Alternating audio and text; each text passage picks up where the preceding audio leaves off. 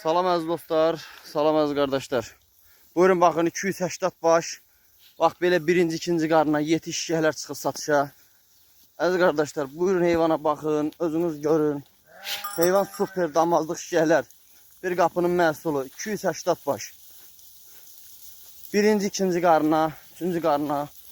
Hamısı da boğaz şişəklər. Buyurun baxın, hamısı bax belə yetik boğaz şişəklərdir qardaşlar.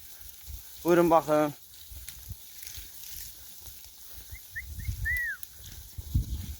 Bakın kardeşler, hamısı yetik boğaz şişəklər. Super damazlıq şişəklərdir kardeşler. Bakın. Birinci qarına, ikinci qarına.